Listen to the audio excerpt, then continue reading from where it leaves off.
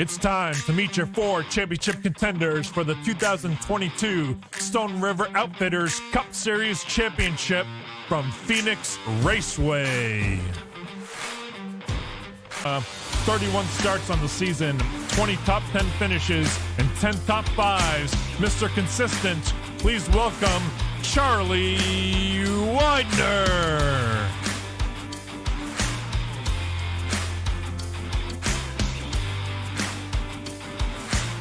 Next up from Bandit Motorsports, driving the number 87 Beretta Toyota Camry with 30 starts on the season, 26 top 10 finishes, 23 top 5s, and count them, 12 wins on the season. Please welcome from Martinsburg, West Virginia, Justin Michael. Title sponsor, Stone River Outfitters, number 60 Toyota Camry. With 29 starts on the season, 17 top 10s, 14 top 5s, and 7 wins. Please welcome from Punta Gorda, Florida. They call him the Hurricane, Jeff Mark.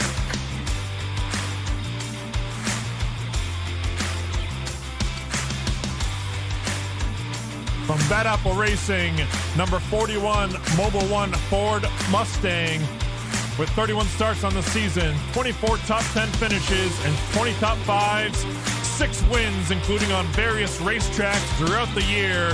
Please welcome from Colorado Springs, Colorado, Wes Holland.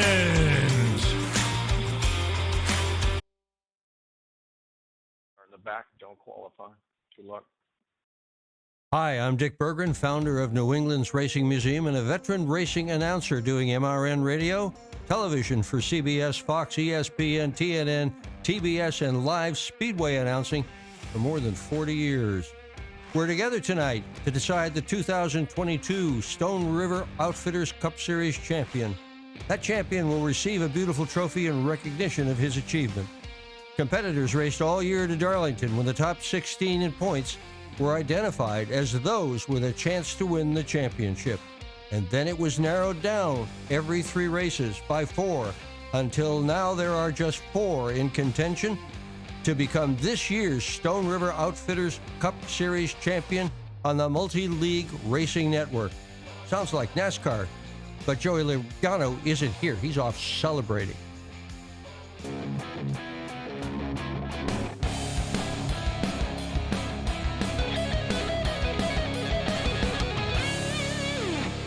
Welcome everybody to Phoenix, the final round championship race in the Stone River Outfitters Cup Series. I'm of course joined here proudly in the booth, Dr. Dick Berggren. You heard the intro from him. I'm also joined in the booth by Ken Huber. How's it going out west there, Ken? It's going awesome. Looking to get this race underway and see which one of our 4 is going to take this championship. Couple notable mentions though. While there's a whole field that's not in this chase tonight, there's quite a few guys that want this win. So they might not have those red windshield banners, but they're definitely here to play. And so going to be exciting here tonight as the sun sets here at Phoenix. Absolutely. As we watch the sunset in the desert, watching qualifying now, 2 minutes down, 3 minutes to go. Of course, there's a lot of attention put on the championship in the top 4, but we also got a full field of drivers here who are interested in also winning a race. So we're looking forward to a good race tonight as well. And heck, we've got the doctor in the house. Glad to be here. I have not seen Phoenix the way it looks now, but I sure saw it a lot of times the way it used to look, with a grandstand that wasn't nearly this big and virtually no suites. Yeah, I was talking to Dick earlier, and I was saying that I myself have a hard time with the turn 3 and 4 and how they reverse the track. So I may be calling turn 3 and 4 1 and 2 and vice versa, and I'm sure Dick will be doing the same, but nonetheless, we're going to have a good time tonight, Ken. What do you think? Yeah, count me into that too. I was, when I was setting up the cameras tonight, I was trying to figure out, am I looking at turns 1 or 3? I was confused there for a second. So yeah, I'm still getting used to it too. And I actually have a race under my belt earlier this season here at Phoenix. I think we had a race here in the springtime, and our winner, nope, that'd be Mr. Hurricane, Jeffrey Merck, in that 60 car. Oh, Stone Mr. River Hurricane. Outfitters. Yeah, got the best finish this season here at Phoenix, so somebody to keep an eye on, that's for sure. For sure, top of the board right now, minute and a half to go in qualifying. Justin Michael No stranger to the top, 26.990. He's up there by almost 2/10 over Wes Holland, so it should be interesting here as things wide. Johnny Hamby down end up. Looks like P5, 27.4. Not bad for Johnny. Yeah, Johnny's been coming on, starting the season about halfway through. New driver to the league, and he's up here, well, now in the top 6. Got bumped down to 6, but having a strong season in that John Deere 70 car. Watching Heath Smith right now. Turn some laps. He's, of course, in the MLRN, Multi-League Racing Network car. The Ford Mustang here. Let's see what Heath Smith can do. This may be his green flag lap here. 46 seconds left on the clock. Looks like P4 right now, 27.2. Nice job inside the top 5 for Heath Smith. And able to get that sponsor on that car. Nice seeing Heath out here. He's always fast. Yeah, absolutely. Look at the 86. I think that's Andre Savala. Slow to come down the finish line here, but 15 seconds to go. I think the grid is pretty much locked in.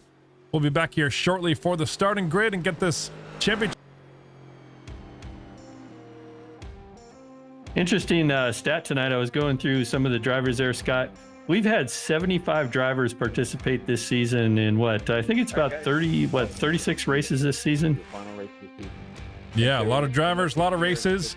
And it's all down to this one for the championship race.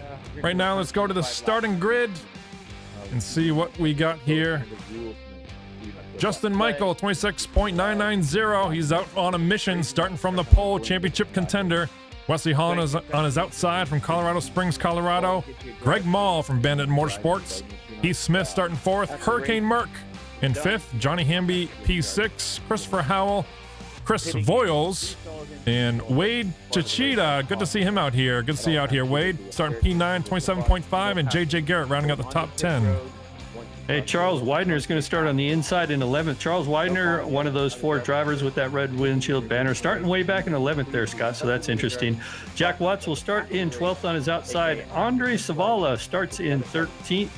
Rod Minton, our lawn chair guy, is going to start in 14th in that 92 car. Joe Marks, Marine Corps, starting in 15th. Wally Turheimer, we got a camera on him tonight. He's starting in 16th. Calvin Miller out there in the 20 car will start in 17th. Of the next few cars, none of these guys took a qualifying lap, so provisionally Billy Bumgarner will start 18th. Christopher Davis will start 19th, and Matt Radaloso wraps out your top 20. Showing 22nd back here. Trent Drum, 23rd. Michael Milfelt. Jason Hughes starting in 24th. David Schreck in 25th. John Stepanich in 26th. And I'm showing Kerry Cleaver rounding out this field in 27th. Is that what you're showing, Ken? Yep, that's what we got. 27 cars going to start this thing tonight, so going to be really exciting here. Good size field here. A race analysis, 135 laps, 27 cars going to start this thing. Sky is partly cloudy, a cool 77 degrees, 80 degrees on the track temp. These guys got 5 sets of tires and, of course, no fast repairs here in the Stone River Outfitter Cup Series League. Yesterday in the Cup race at Phoenix, there's a lot of 3 wide, even 4 wide. And when that happens, people get wrinkled fenders. Wrinkled fenders mean probably you're not going to win the race. Absolutely, keeping the car in one piece is going to be critical as we come down the long straightaway here. Still a way to go. You got any final words here before the green flag, Ken? I was just going to say that long pit road entrance for the pace car there, that's where we get confused as they go into turn, I guess 3 or 4 you want to call it here, as they head towards the start finish line and get in that Geico restart zone. And I'll let you take it from here. I'd get the jump on Wes Holland on the outside. Justin's teammate Greg Mall filling that gap on the inside, and the number 7 car Ford on the inside. Side by side for a second back here, Wes and Greg. Yeah, Greg trying to get that inside lane there away from Wes. All these guys are really strong. You know, Greg Mall's coming off a win at Martinsville last week, so Greg Mall is known to be fast, and that's his teammate just ahead of him there in that Bandit Motorsports car in that 87, but just ahead of Greg in that 41 sideways. I think that was Rod Minton in the back, and we're under caution. Caution's out. Rod Minton down on the apron there. In the 92 car, we'll take a look at what happened here in just a moment as these cars slow down, try not to get into each other again and cause more damage. I think Rod Minton might have avoided calamity there. I don't see any damage on that car. I just seen it get sideways there, and I think that was enough to NASCAR to throw out that yellow. It's interesting as to how many different lanes there have been on. Yeah, Dick. Absolutely. So in the past with the old Phoenix schedule, and now you can. There used to be grass there. I think what is it now? Lane. I like the I like the old Phoenix, but I'm an old guy. I mean, I've been going to Phoenix for so many years, and I saw it when long before the Cup cars ever ran there, and it was kind of a backyard neighborhood racetrack. It's pretty uptown right now. That's for sure. I think Scott has got the replay up there. I was just watching a couple guys there. That might not have been Rod Minton involved with that. What do you got, Scott? Yeah, that was Jason Hughes. Looks like he got loose cutting the dog leg. I know I ran some races early this week, and I ran the same problem. You jump down to the dog leg like that, and it gets loose with the transition from the banking to the flat of the racetrack. So it's a shorter way around, but it comes at a price for Jason Hughes. And the league administrator has a rule for that dog leg tonight. I was informed of it earlier during the pre-race, and basically on the first lap, the drivers are not allowed to cut that dog leg on the opening lap, so they got to wait a lap before they can cut that dog leg. And I think that was in the interest of safety and keeping these cars clean.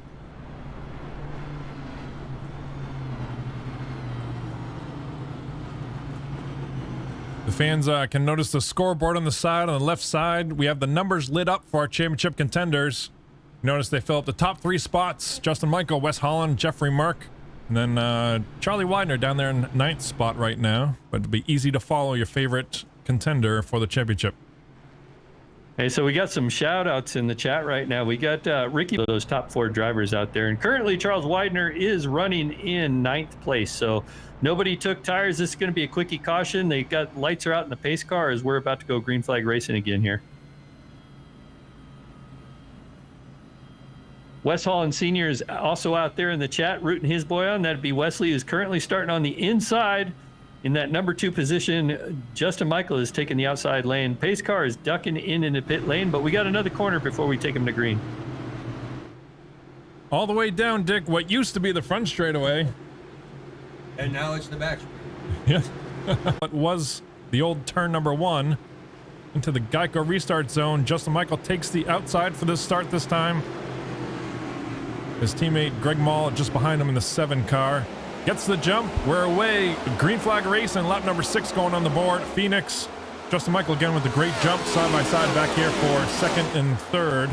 Wes Holland trying to figure things out with Jeff Merck here side by side. Yeah, that battle's really starting to heat up again there. Jeff Merck trying to get that position back. As you see, cut across the dog leg trying to gain positions. But Wesley Holland play ball tonight, and Jeff's going to have his hands full. As I mentioned at the top of the race, Jeff Merck had that 2nd place finish early in the spring, so I know Jeff's going to be here fast here as well. Absolutely. Side by side through turn 1 and 2. The long sweeping corner. Wes Holland trying to make some that corner. Yeah, I'm just looking back through the field here. I'm looking at Jack Watson, that 77 Budweiser machine. He gets by the 95 there, and makes that pass. So looking back at Wally Turheimer, just made another pass, it looks like, on Michael Melfeld Jr. in the 155 car. So guys are starting to shake these cars out, trying to feel out where they're at on the track at the moment. Wally's got a new paint scheme tonight we gave him. Let's take a look at that one. It's going for a closer look, maybe. Dutch Bros Coffee, we painted that one for him. And I don't know if you had the camera on, but Michael Melfeld Jr. just got into the rear quarter panel of that Dutch Bros car, and it affected Michael Melfeld Jr. more than that 75 car, as Michael Melfeld Jr. got sideways, but it was able to get it gathered back up and lost about 3 positions on attempting that move there.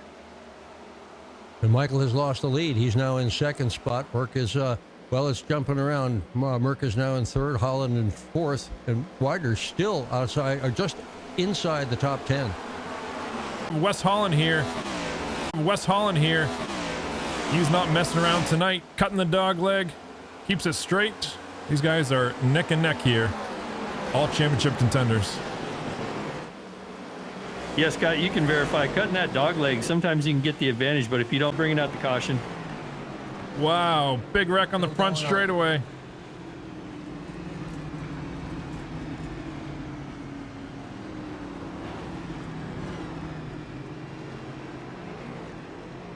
No, and that's a tough break for Jeff Merck. One of our championship contenders there took another header into the wall. I think very similar to what we seen a couple weeks ago, right, Scott? Yeah, we saw him take quite a few into the wall there, but tough break, especially on championship night for Jeff Merck. Keep you abreast here in about a half lap. Too early to pit. Lap 12, lap 13. You want to stay out and hold your track position. I think so. It looks like pit road is pretty empty, Ken. Is that what you're seeing as well? That's what I'm seeing so far. But I think they just gathered up the pace car, so I'm waiting until the next time by.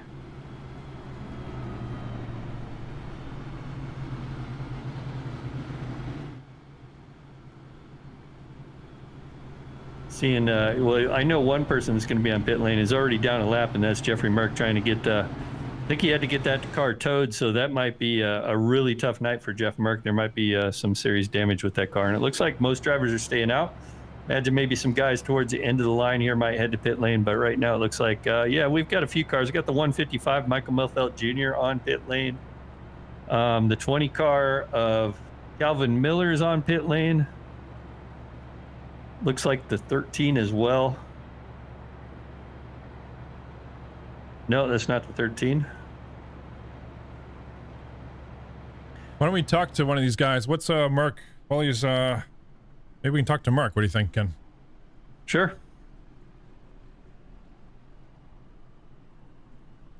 Here is Jeff Merck. Tough break here off the front straightaway. What I call the front straightaway. But talk to us about what happened there, Jeff. Yeah, me and my teammate was battling there. He's the one I got a race for the championship, and then we came off the corner. They're saying we both wiggled. Looked like to me he either came off the wall and either net coated into me, and I nosed into the wall, and then another teammate come along and run into me sitting in the middle of the back straightaway after I've been sitting there for 2 minutes. So, you know, it's one of those issues of I wanted to have a good showing tonight for this New England Racing Museum for Dick Berggren coming over here doing broadcast for us, but I guess fate had different plans. Dick, what do you think about the left front of that car right now? Well, I really like the hood, frankly. Left front is that shouldn't bother the car at all. He ought to be just fine in the running of the race, and I like to see all those checkered flags on the roof as well. Absolutely. Was that 6 on the season, Jeff? Yeah, it was 6 or 7. I can't remember which one. I just want to, while I got him in here, huge shout out to Dick Berggren. Anybody that don't know anything about Dick and what he's contributed to racing over the years, just go look him up. I think he's worked for 6 or 7 different broadcast networks. He's opened a museum after he was retired. He opened the New England Racing Museum for all the great drivers up there in the Northeast. And Dick's old timers like me, we grew up watching you on pit road, doing all the reporting you did for the years. Grew up watching you. So thanks for coming over here and doing this with us. We greatly appreciate it. Well, I like doing this. I've had a very good life for a guy that loves automobile racing, and to have all these television networks paying for my airplanes, my hotels, and I get to be right on pit road. It's wonderful. We're getting ready for the restart. There it is. Good luck to you, Jeff, on the rest of the race here. Greg Ball down and away. Lap number 16 on the board here. Yeah, there's some jockeying going back there in the back there that looked like Wade Tashida. We haven't talked about Wade. Wade, I don't know, has made that many races. I think he had some work-related stuff he had to get done this summer. I think this might be Wade's first race out there, but he's out there in that orange, black, and white 112 Chevy Camaro out there, putting a solid run currently right now. He is. Good to see Wade out here in the 112 car on the inside, cutting the dog leg, making up spots. Wade started 9th, currently cracking the top 5 right now. Yeah, Wade is no stranger to speed, so he would love to come out here and spoil the party for these boys tonight. So I think he's going to be working on that. Another guy spoiling the party right now is our leader, Greg Mall. Everybody notices there is no red banner on that 7 Miller Fortune car, so he's out there.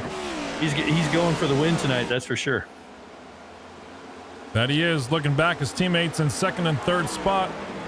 Wes Holland and Justin Michael still side by side here. They kind of figure things out, sort it out. But Justin's teammate, Jeff Mark, I think he's out of this race, probably officially retired, I think. Yeah, and he's a number of laps down. He's currently, I'm showing him 5 laps down, so it'd be a really struggle if he got that car back on the track as it is. So I think Jeff Merck's night might be done. Look back Currently in the field a little bit here. Yeah, I was looking at Charles Widener in the 7th position. So he's moved up a few spots, started in 11th. So he's one of those drivers with the red windshield banner there. As you can see, vying for this championship right now has moved up 4 spots on the night so far, and looking at the back of Christopher Howell, one of those Bandit boys, I believe, in that 88. That he is so far. Charlie, kind of the underdog we talked about early in the race, but he's been consistent. That's what's got him into the championship 4 here, and he's looking, if there's one race that he can have a good race and put it together, certainly this one, as already one of our contenders is out of the race, so he's only got 2 more to beat. Wes Holland and Justin Michael up front. 2.3 seconds off the lead. He's showing he's got pace tonight. He's on a mission. Yeah, and speaking of those leaders, Wes Holland now challenging to the inside of the 87 of Justin Michael for that 2nd position here. As I go through turn 3, I guess you call it now, Scott, it's kind of a wide sweeper. The car gets a little free here, and we're going through the old front stretch right now. Tucks in line back behind Justin Michael as they go into, well, I guess this is turn 3, as they head towards the front stretch. See, I told you that was going to confuse me tonight. Well, it's nice they've got the number of the turn painted on the walls, and that can help us too. Oh, the veteran kills me. He gets me. I got to pay attention to that, Dick. That's why you get paid the big bucks.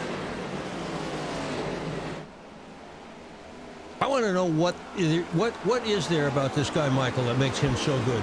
12 race wins this year, far more than anybody else. What's he got that nobody else has? I don't know. I think it's consistency. I think it's a lot of practice, a lot of hard work. I was teammates with him last year in the Bandit Motorsports camp. I brought home the trophy, and we shared a lot of time together on the racetrack, doing test sessions throughout the week, figuring all the nuances. And Justin Michael has a knack for executing when it counts, consistently, and just relentlessly, time after time, as his 12 wins attest to. So you get out of it what you put into it, right? That's it. Yeah, and they get the advantage of not having to spend all that money on tires when they're practicing, so they can put a lot more time in than your average NASCAR driver. Tires are pretty much pretty free here. Everybody loves the price of free. So I'm still watching that battle with the 41 and the 87 right now. 41 trying to size up Justin Michael. Oh, and the 41 just tags the wall there. I don't think any damage there, but he's pushing that 41 pretty hard right at the moment.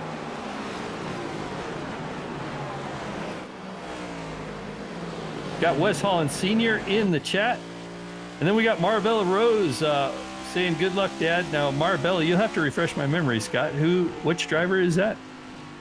Marabella Rose, I'm not sure. I don't remember. I remember seeing her from the other week, but if you're in the chat, Marabella, let us know who you're rooting for. I know it's Dad, but let us know exactly who that is. Wes Holland putting a lot of pressure on that 87 Beretta Toyota Camry right now, trying to find a way around him. Hasn't been able to do it so far, but you know, you were talking about Justin Michael being super consistent, and that might be Justin Michael's strategy right now. Take it easy on the tires, and probably not doing Wes any favors by not letting him by, just holding him back there at the moment. We're on the front bumper cam here, up the rear bumper cam of Justin Michael out front.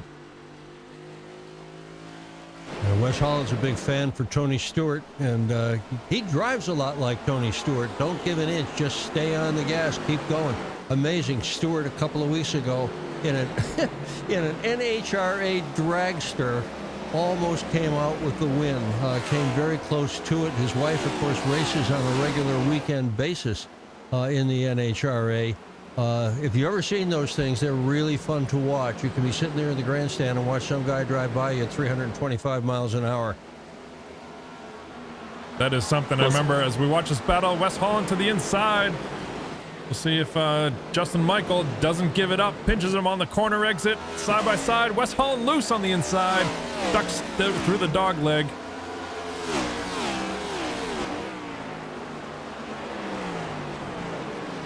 Yeah, he was wanting that position, that's for sure. So I figured out who Marabella was talking about, and that's Michael Melfelt Jr. in the 155 car, is currently running in 19th. So Michael Melfelt finding a little bit of struggles tonight. Oh, and just behind Michael Melfelt, I think we're going to be under caution. Yep. We have the 6th car of David Schreck goes around. John Stepanich, I think that is, right? No, I had, maybe. I'll have to. Yeah, it's John Stepanich, David Schreck in the 9 car. Not sure if he was involved, but we'll take a look here in a minute exactly what happened here.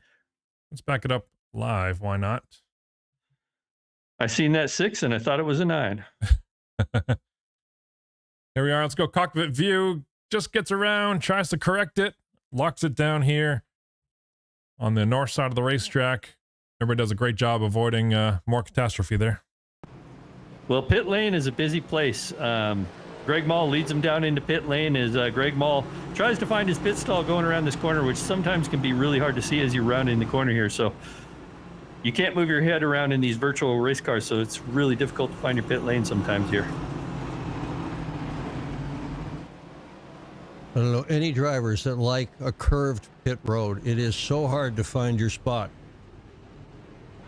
And Greg Mall did miss his pits by a couple feet and had to back it up, so that's probably going to cost Greg Mall the lead. And it looks like most of the leaders are taking 4 tires and fuel in their away, so we'll see who beats them off pit lane. It looks like Justin Michael's going to win this off pit lane. All kinds of cars. It almost reminds you of like a Martinsville pit road, Dick, huh? Where it curves around turn 1 and 2 there. Yeah, busy. Martinsville, they come right off the curve and go down the back straightaway. Getting off pit road's pretty easy at Martinsville. Getting on pit road and finding your pit stall, that's a whole nother matter.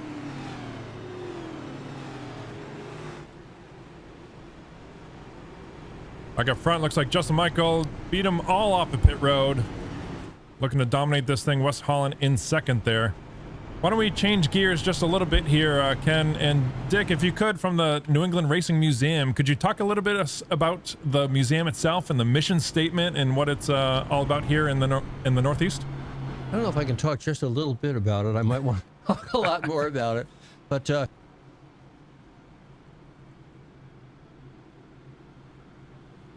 International Speedway, which is the original name of the racetrack,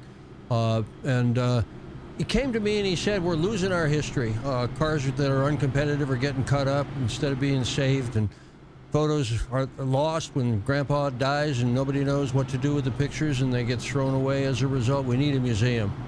And so turned out a lot of people believed that as well. So we incorporated, got a 501c3 nonprofit status, went off, tried to raise some money. We found enough money to get started with it. Local contractors came in and provided us with the cement for the floor and the paint for the ceiling.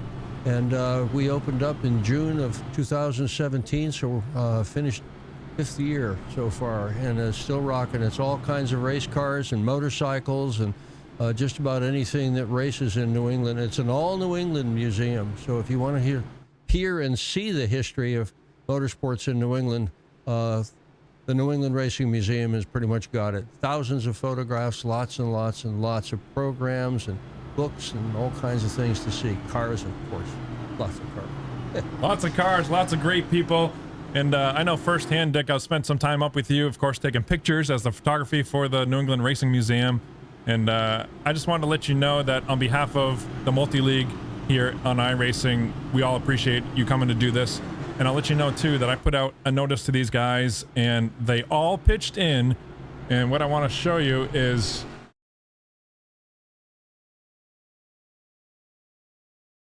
there's both of us there. I want to make sure the audio is working. But everybody's pitched in, and we came up with several donations throughout the league. And everybody driving here pretty much pitched in. And what I want to do, Dick, is present you with a check from everybody here in the league to the New England Racing Museum. Wow. We raised $1,221. I know that there's nothing more that you want to see than to see this racing museum succeed. So I am just blown away. This is what we did. Thank you so much, Scott. That's really nice. You're very welcome. It's all these guys driving here tonight that all pitched in. So well, that's how we pay our bills. It's donations. 80% of our income is from donations. So thank you all for your participation. It's very nice of you. Absolutely. Looks like the lights are out on the pace car. We're about to go racing here once again. Lap 34 on the board. Yeah, really appreciate you coming up. Things are changing. Track temperature may be changing a little bit, coming down. Grip maybe coming up. Getting down to it about a quarter of the way through this thing already, Ken. Yeah, the speeds are going to be picking up with the cooler track and cooler condition. Lights are out on the racetrack. I can actually start to see the reflections.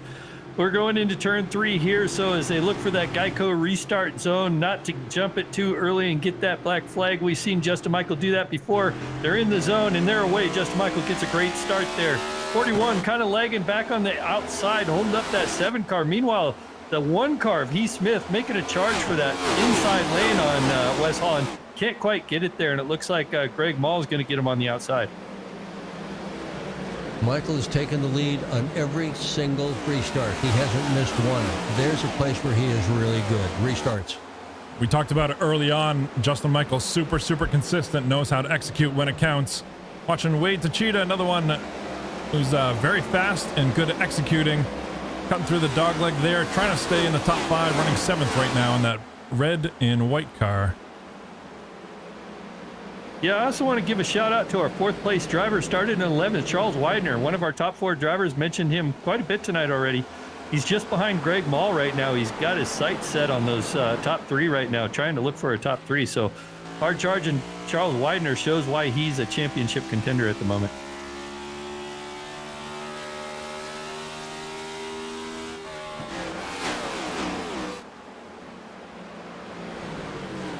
There's Charlie working that low lane there through turn 1 and 2. I think we saw West Holland maybe working the high side a little bit more. We'll see what these guys do here in turn 3 and 4 as they come to the finish line. This time, pretty much all the same lines here at the track. Yeah, there's a great battle. It's just cleaning up now, so I guess I'll let it go. But Michael Melfelt Jr. just got by Matt Radaloso and is setting his sights up for that top 10. Andres Savala just ahead of him in that 11th position there. Out there in YouTube land, we got a couple of more shout outs. We got Stephen Lennon out there rooting on the 41, as well as Brendan Hughes. So a couple of guys out there rooting for West Holland, and West Holland seniors out there as well rooting his son on. So. Oh, it looks like that 13 car, Matt Radaloso, almost into the wall that time. Off at corner number 4, it seems to be the trouble spot where a lot of guys are getting in trouble. We saw West scrape the wall there earlier in the race. Yeah, every time I look back in the field, they always get the battle sorted out. I'm looking at Christopher Davis. That's Charles Widener's teammate back there in the Wendy's machine. Christopher Davis currently running in 15th. Would like to get up to 14th, trying to get around that 8 car of Billy Bumgarner, who's had a pretty strong season.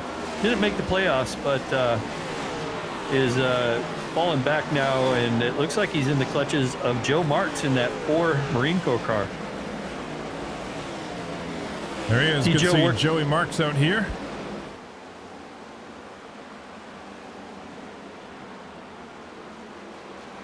And behind them, Wally Tierhammer looking the inside of Jack Watts. I think they were fighting for the same spot 30 laps ago, it seems, but they're side by side again here. Wally on the outside and the Dutch brothers Ford Mustang there. Battle for the lead up front. Coming out of turn 2 there. West Holland making a charge. We're almost 3 wide by those three drivers there. Gets it sorted out, but West Holland making another hard charge for the lead here. See him cut across the dog leg. Sparks flying off the bottom of that car as that transition from the apron to the flat there. Can't quite get it done there. That's what I was talking about, Scott. When you use that dog leg, it takes you can't really get the momentum off the corner like the leader can, as long as you stay up high. Yeah, I think that's going to be Greg Mall's spot to lose here. Turn 3 and 4. West Holland still digging.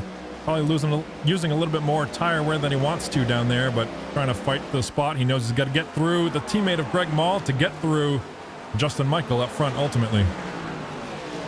Yeah, and I know Charles Widener back there in 4th. Just it's got about 4 or 5 car lengths behind West Holland there, and Charles Widener's probably watching those 2 guys fight it and is like, yeah, boys, go ahead and eat up them tires, and I'll take that position once you do.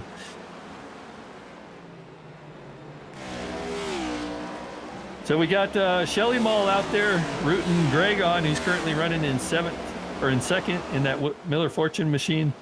And then we got Martha Turheimer out there wishing Wally good fortune out there as well.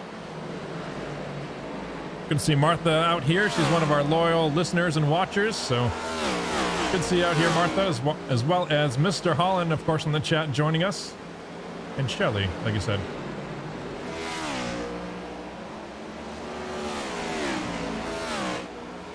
Yeah, I'm just moving back here a little bit, looking at Mr. Excitement. Oh, Johnny Hamby making a pass on the inside on that dog leg. Rod Mitten out there in that 92. He does make that position stick.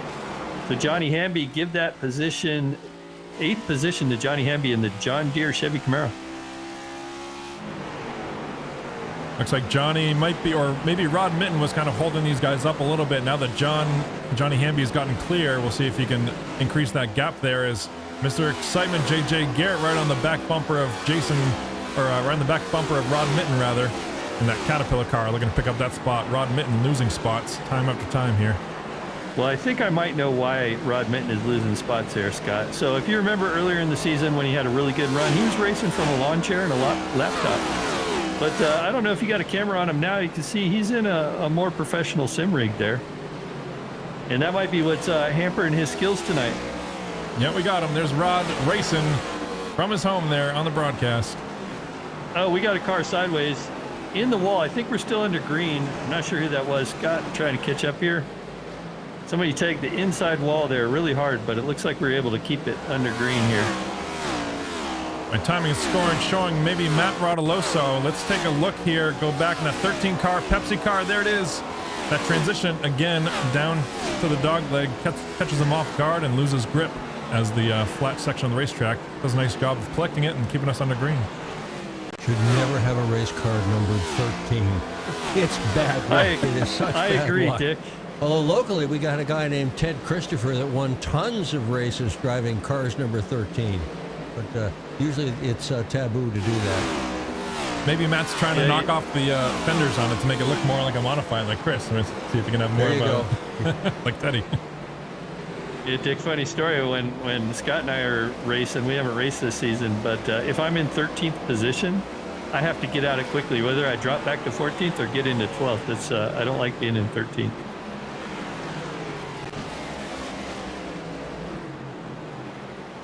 Back up front, looks like tightening up here. Wes Holland still right on the back bumper of Justin Michael, rather.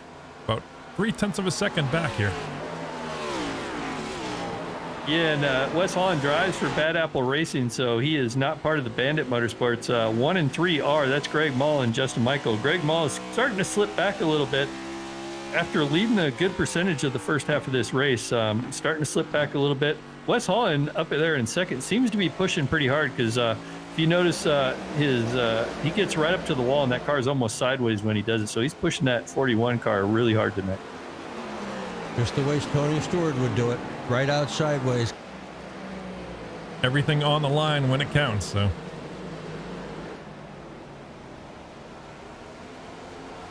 Speaking of David Schreck, a little bit earlier, yeah, David Schreck unfortunately going a lap down right now in 23rd spot to our leader, Justin Michael.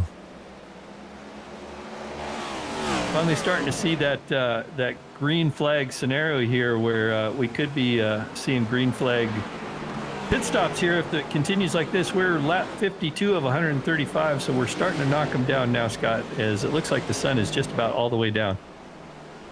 Yep, darkness has settled, temperatures are cooling down, and we are racing for a championship. Looks like Wes Holland loses some time there. That 0.3 is now turned into 0.6. He's doubled that gap to the leader, losing track here.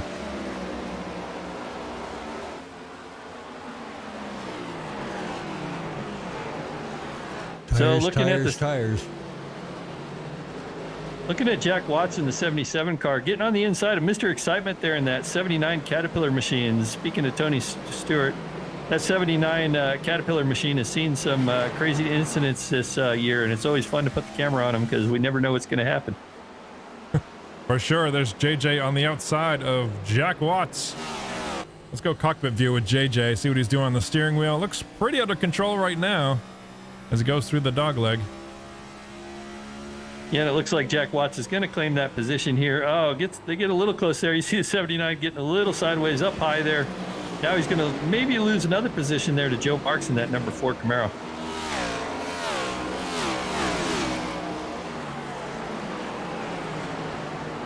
Looks like they got that battle sorted out. Back up front, Wes Holland about a half second off our leader, Justin Michael, trying to run him down. Another half second back there, Greg Mall in third. And then Charles Widener is about almost 3 seconds off the lead now, so Charles Widener starting to drop back. He's actually under pressure from one of the Bandit teammates here for fourth, Christopher Howell in that 88 car, trying to take that position away from that 95 Lowe's machine. You can see Christopher Howell use that dog leg. Can't quite get the momentum and get the pass made there, but should be able to make it here in the sweeper. And as they come across the old front stretch here, or the back stretch as they like to call it now, I guess. Still side by side. They go into turn 3 here. Christopher's going to take it down on that yellow line, gets the position, and now Charles Widener's under pressure from that one machine, and Heath Smith. Good three-way battle here. Heath Smith looking to take advantage here. Cuts the dog leg all the way down. Can't quite gain the track position to get a fender underneath the Charlie.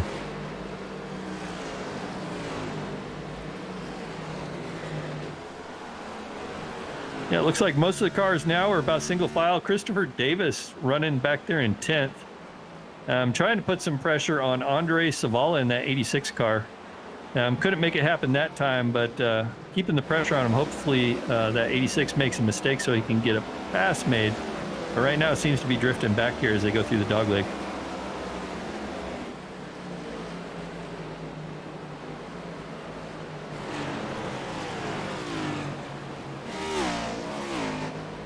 Well, by now everybody has done enough racing that they know what their best line is and where they need to be on the racetrack, and a line that's consistent for almost everybody as we're following one right on top of the other around this racetrack, except for those that decide that they're going to cut way down in the dog. Isn't that crazy, Dick? That dog leg is always it's a great thing to watch sometimes, though. I think it's great for spectators, maybe not so much as a racer. Well, it reminds me a lot of dirt track racing. I mean, that's part of what's so much fun about the dirt tracks, is that there's so many lanes and so many different ways that you can execute a lap and just find the one that works for your car at that exact moment. And that's where we're at right now in this race. We're almost seeing that line move up here in turn 1 and 2 there. The guys were glued down to that yellow line in the first half of this race, and now we're approaching the second half, and it seems like they're starting to drift up just a little bit on the other side of the racetrack here. We'll see them cut the dog leg this time by, cross the start-finish line. There's the dog leg, and we'll see what they do here in 3 and 4. I'm sorry, turn 1 and 2. So they're just up like a couple car lengths there. Greg Mall in particular trying to make that line work, getting momentum off of corner number 2 for the long straightaway, try to gain some ground on Wes Holland. Yeah, and somebody that's starting to check out right now, about a second and a half, and that's Justin Michael. Kind of has found his rhythm right now and starting to pull away from Wes Holland right now. Wes Holland, see if he gained a little bit. Actually, Wes Holland gained a couple tenths on him that last lap, so maybe Wes Holland is showing some patience out here tonight. Watching Justin Michael drive from his cockpit view from West Virginia, Martinsburg, West Virginia. Watching him wheel that Toyota Camry from the lead spot, exactly where he wants to be on championship night here. This is no surprise, is it? Well, We've we seen got this story before, Ken, haven't we? We have. Pit lane is now busy. The 92 Rod Minton on pit lane. So Rod coming down to get service on that car. Kind of early, but that might be a strategy that Rod has employed. Kind of struggling out here tonight, so one of the first cars on pit lane. I don't know, Dick, if Scott briefed you. These cars only carry 53% fuel compared to what a regular NASCAR carries, and they do that so there's additional pit stops. So I think you'll see cars pit earlier than they normally would. Do you have our pit window, Ken? I think from my best estimate, it was about 42 to 45 laps from what I can tell. Yeah, I was going back on memory. I was thinking it was around 45 laps. The 45 laps, even if they stop now, they still got one more stop in their future here.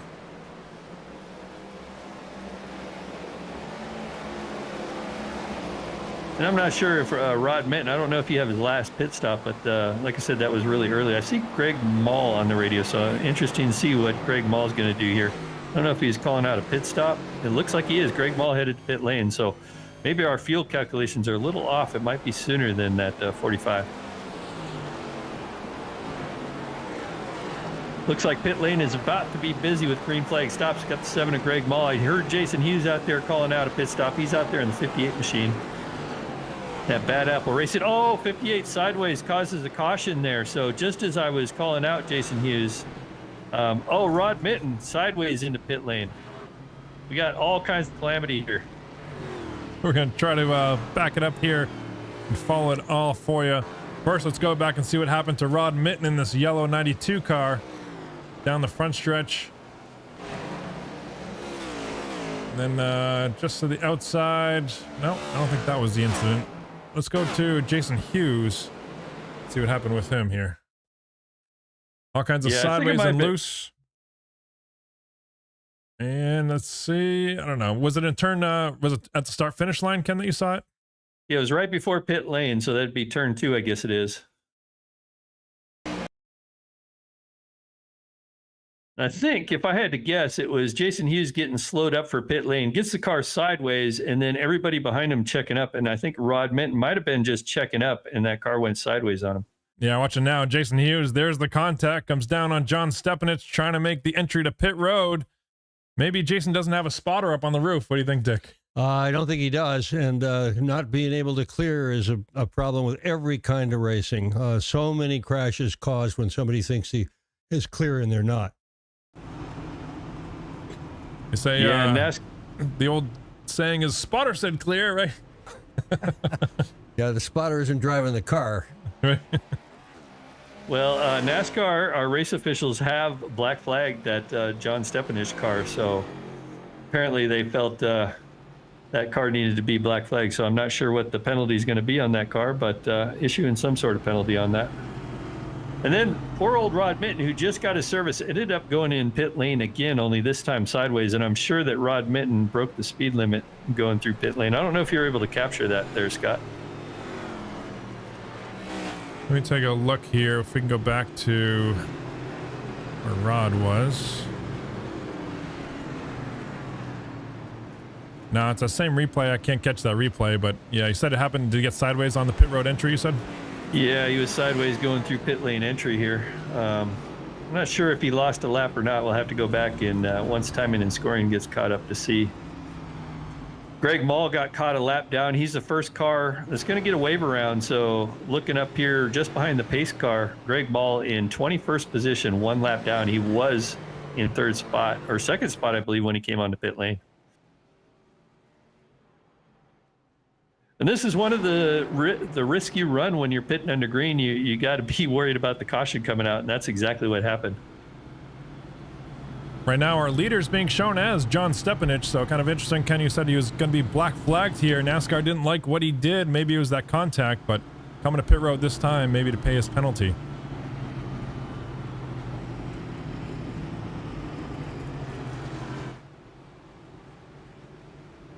Yeah, it might be just a pass through here, and that's going to put him on the tail end of the lead lap here, I'm going to guess. I'm not sure what the penalty was issued.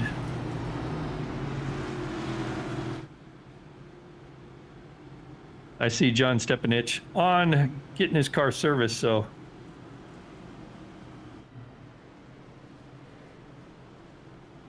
Back up front, Justin Michael is your leader. Seems to be some confusion from NASCAR up in the tower as to who exactly the leader is, but it's Justin Michael. Greg Mall is just in front of him, and there he goes around for the lucky dog, passing the field, getting back on the lead lap. There should be no confusion about who the leader is. It's Yeah, the yes, 87 right? car. If I were a betting man.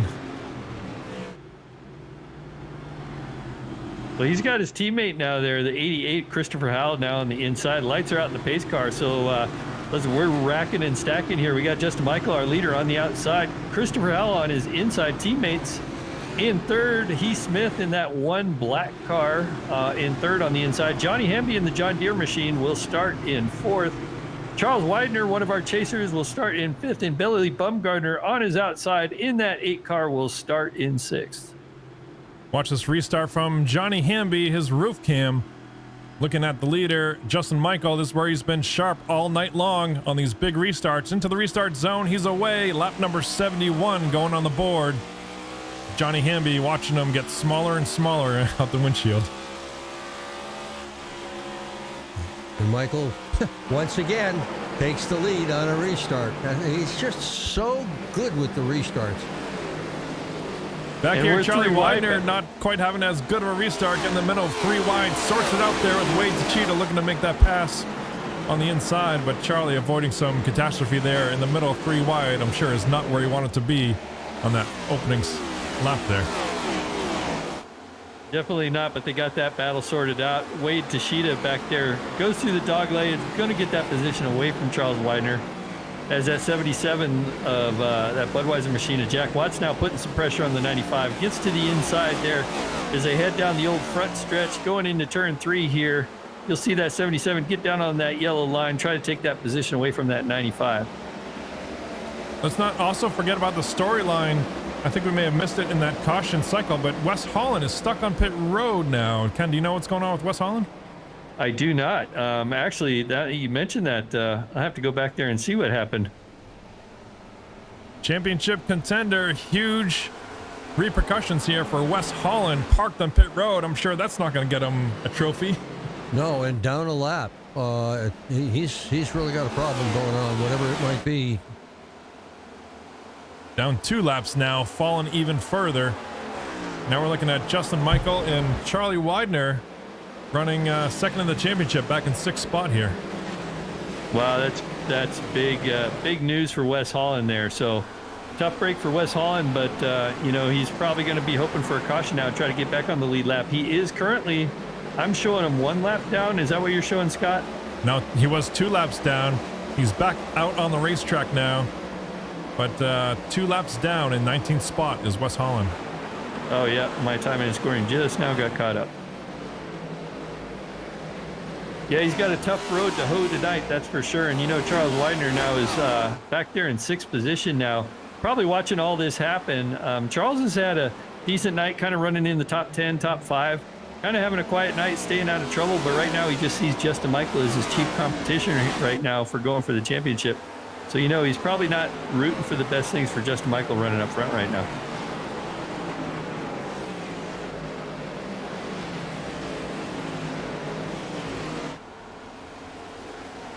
And it looks like we got a cockpit view of Charles Widener there.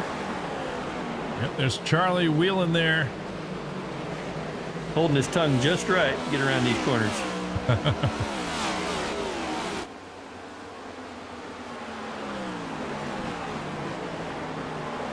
We've got Greg Mall as well on camera. Where's he running right now? He was killing lead lap back in 15th spot, trying to get through traffic here. Yeah, he's got a ton of traffic working the outside of Rod Minton right now, and it looks like he's going to get that position. Rod Minton seems to be struggling tonight. I guess Rod didn't get that penalty because he's still on the lead lap, but tough night for Rod Minton right now.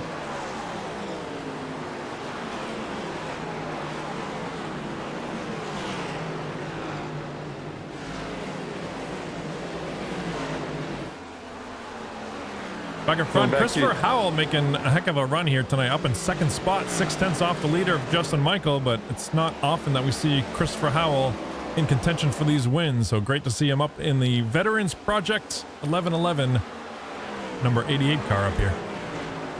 I believe Christopher Howell has got a win on this season. I think it was at Talladega, if I remember right. Daytona, I think it was a summer Daytona race. Yeah.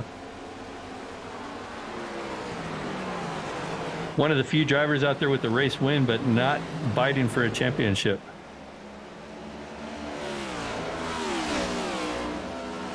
When Mike Joy calls a race on Fox, ordinarily he walks into the announce booth with a 4x6 note card. That's it. No other notes. And I'm watching my guy here that's anchoring this show, and he doesn't have a single note with him either. You're amazing, Scott. You've got all these statistics. You've got all this stuff in your head. How do you do that? I don't know. Lots of practice, and Ken spends as much time doing this as I do, and just learning the drivers, learning the personalities has been a blast all year long, and putting the whole picture together and having it all come together for a championship night here. It's a lot of fun, and we have a lot of fun doing this. I'm going to tell Mike Joy he's got competition. There's another guy that can call these races without a pile of notes. Look out, Mike.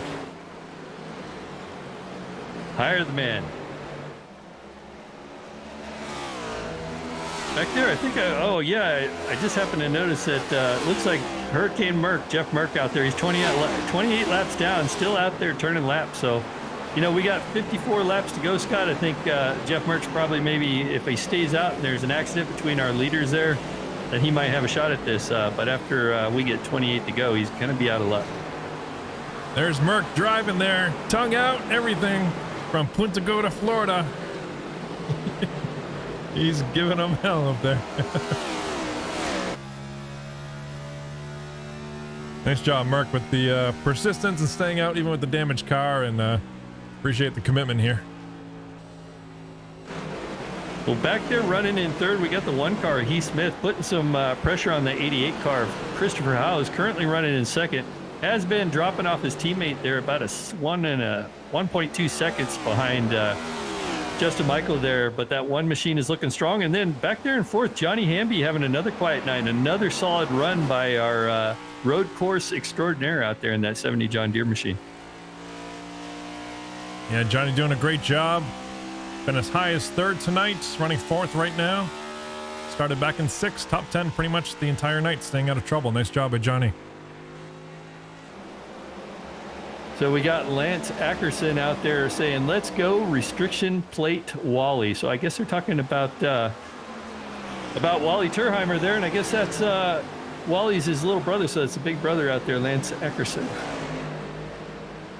Yeah, I got a highlight on Wally here. I'll go back for a replay. Looks like this is a replay here. Let me rewind that just a little bit and see what happened to Wally. Gosh, I think that's the dog leg right there. Into the wall. Turn 1 and 2 coming up. Maybe trying a wall ride like Ross the other day in Martinsville. What do you know? If you're gonna wall ride, you want to do that on the very last lap, not early in the race. And I don't know if you could do it successfully at Phoenix or not, but we're about to find out. I think somebody may well try this before the night's over. There it is for Wally on pit road getting repairs, but nonetheless, that is what happened to Wally. Take a note out of Dick Berggren's book. Got to wait till the last lap to pull that move off. Top 5 pretty much single filed out here.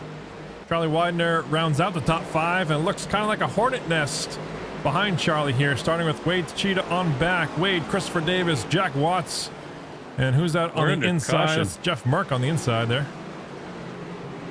Yeah, we're under caution, and I think it might be the 92 is really slow on the track right now, so I'll have to check.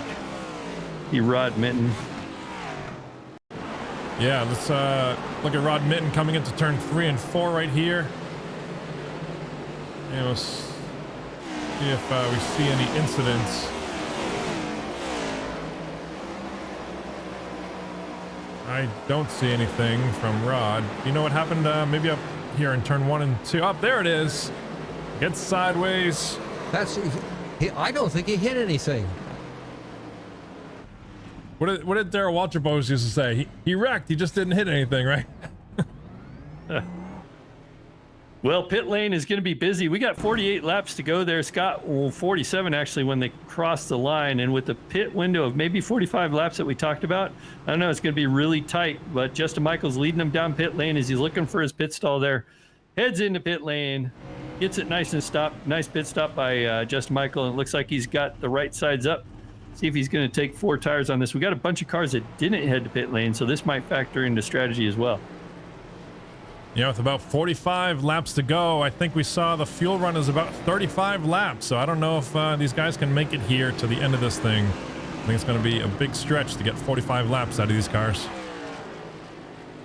And what I was going to mention before we had that caution was that Justin Michael was actually starting to slip back to his teammate Christopher Howell on that last run. When I first mentioned it, he was 1.2 seconds behind Christopher Howell was. And then, I don't know, a few laps later, he was only 7/10 back there. So Christopher Howell was running his teammate down. Yeah, it sounds like Christopher Howell's got the technique for saving tires. Like you were saying, Dick, tires are a big issue here. Maybe with 40 laps to go or so, Christopher Davis can show that he's got the long run car to maybe track down the dominating car so far this race of Justin Michael. Well, Justin Michael really has things going his way right now. The closest guy to him is Widener in 5th spot. Holland all the way back in 16th position. He doesn't have a lot of competition for this championship. Merck is 25th. He's basically out of it, down 28 laps. Yeah, Dick, you mentioned Wes Holland currently 1 lap down, so it looks like he's made up one of those 2 laps at least. So Wes Holland not out of this thing yet. We get another caution. He could be back on the lead lap. Never count out Wes Holland, that's for sure.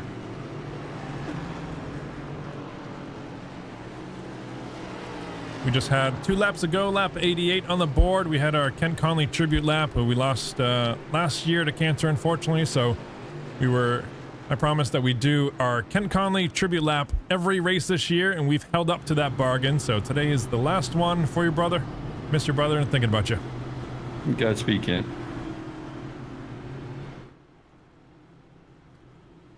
See what happens this time as the pace car approaches the start-finish line. We'll see if those lights go out.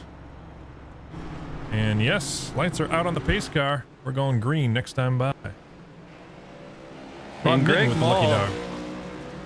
Mall came on to pit lane, topped that car off. So I wonder if Greg's thinking if he could top it off and he might be able to squeeze it out. But I don't know. Are you getting a new report saying it's about 35 laps to pit window?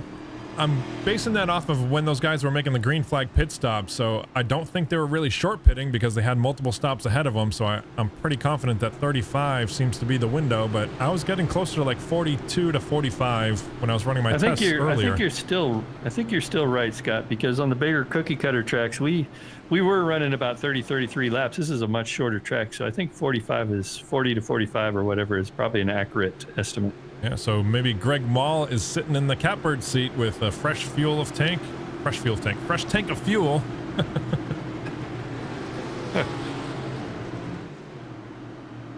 Well, they're in the Geico restart zone, and Justin Michael is away just like always on that outside lane, making it work, pulling away from the rest of the field here, pulling away from his teammate on the inside in that 88, Christopher Howell.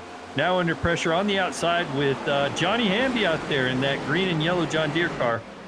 Kind of settles in just behind him. Johnny Hamby fighting Heath Smith, looking to make up spots. He knows the best time to make up spots is on these restarts. As Heath Smith dives to the inside of Wade Cheetah back here. And Wade goes side by side with championship contender Charles Widener. Trying not to lose too much ground to Justin. He knows this is the one he's got to make up those spots. Jack Watts totally sideways there. I believe he saved the car. We're still green, but he's lost basically the whole field. Gonna probably drop to the end of the longest line here.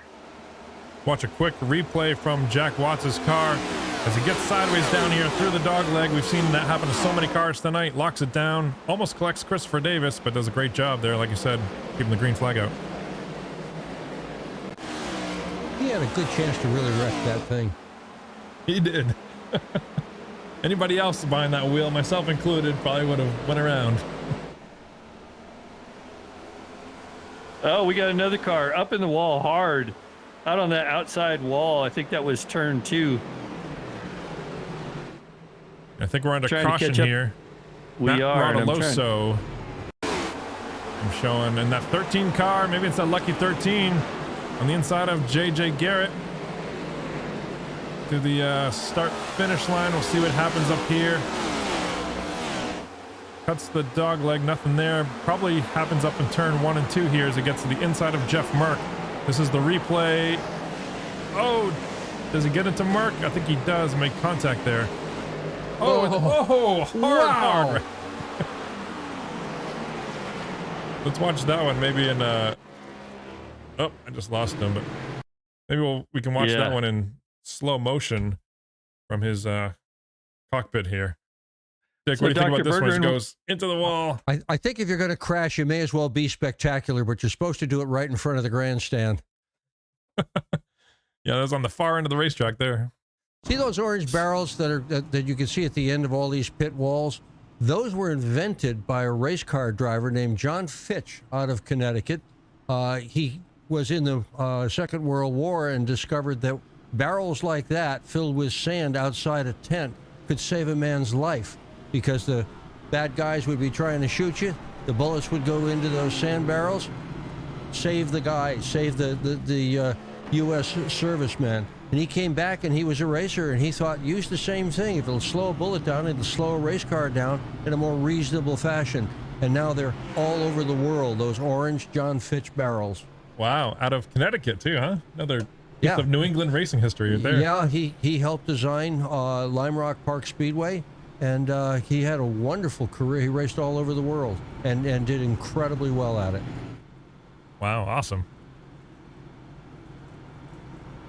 Well, Scott, nobody came on to pit lane, so I'm assuming that everybody feels like they can make it. So I was expecting maybe some guys to come in and top off, but I think they're going to run what they brung at this point, unless we get another caution. So we're going to have about 37 to go when we take the green flag. So, Dick, what I was going to mention is you called it out earlier. Scott and I, we kind of get some grief, especially me. So usually when I start talking about a driver, they end up in the wall, and then I get accused of jinxing drivers. So being that this is your first race with us tonight, and you were called out the 13 early in the race, I believe that was during the starting grid. Not my fault that he crashed. Ken and I always tell ourselves the same thing. We have a knack for calling out drivers, and then they end up in the wall a few laps later. So welcome to the party, Dick. Thank you. It's nice to be here. I'd like Glad to call. to have you, Well, that's actually, for I sure. probably called out the winner too. I thought right from the beginning Justin Michael was going to have a good run tonight. I mean, his record this year, the top fives, the top tens, 22 top fives out of 32 starts. That's just an incredible record. Definitely is, and I'm sure Scott can attest to what a pain in the butt it was to do all those win stickers. As you know, that Scott runs a paint shop for a lot of these teams out there, and he paints a lot of these cars. Does a fantastic job, by the way, but I think he was getting tired of putting win stickers on that thing. Wait, I ran out of room. Look at all the stickers down the A post there. I love that. I really do. The stickers on the roof of the car, that's been around for how many years? Almost since the very beginning of automobile racing. And it's a matter of pride. If you got a bunch of stickers like that on the roof of your car, you've got a lot of confidence when you climb into it. Well, the pace car is headed to pit lane here as we enter the backstretch, I guess you'd call it right now. Our top five, that's going to be Justin Michael, is going to lead them to the green on the outside. Guys, on the inside in that 88 car. Johnny Hamby running in third on the inside, and then Heath Smith on the outside. Wade Tashida in that 112 machine rounds out your top five as we're about to go green flag racing.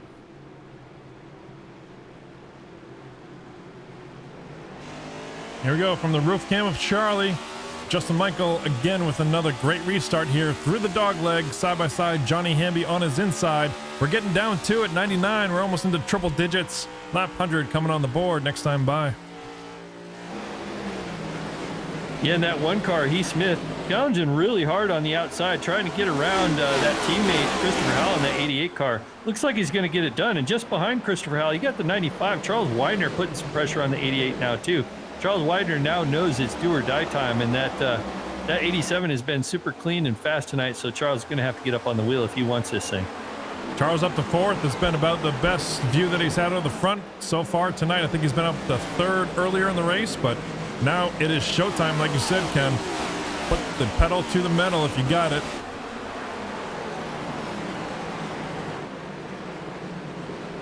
Just looking to see how Greg Mall's progressing back through the field here. He's now up to ninth, so Greg Mall trying to make a run back. As you know, he's led this race, ran up front pretty much all night, but got caught on that green flag pit stop, and that put him all the way back at the tail end of the field. Now he's putting some pressure up there to get up to the 8th position. Actually, Andre Saval is just ahead of him, trying to get that 7th away.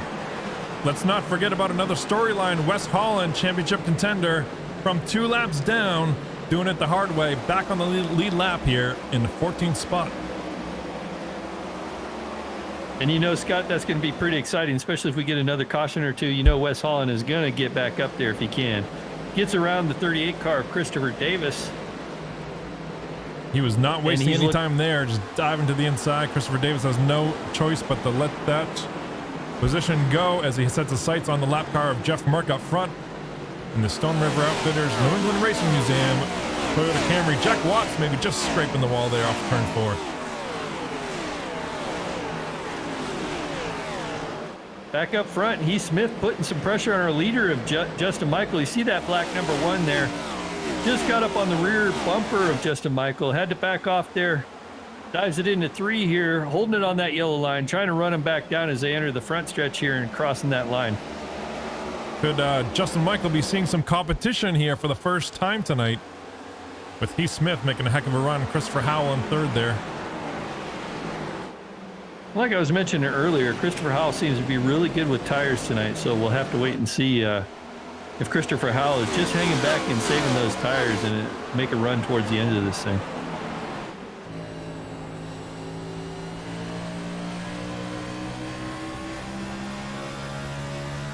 So we got another shout out to you there, Dr. Dick Bergeron. We got Matthew LaVenture. He's actually the sponsor of the Stone River Outfitters Series N car, that 60 car of Jeffrey Merck. So he's one of the sponsors, and he's giving you a shout out there. So he says you're a living legend and so much experience and knowledge. Well, thank you. And we really do appreciate you having, it's an absolute honor calling this race with you tonight. I'm having a good time. I really am. I don't get much of an opportunity to watch television. And if I did watch television, this is what it would be. It would be an automobile race. Did you get to watch the championship race yesterday, Dick?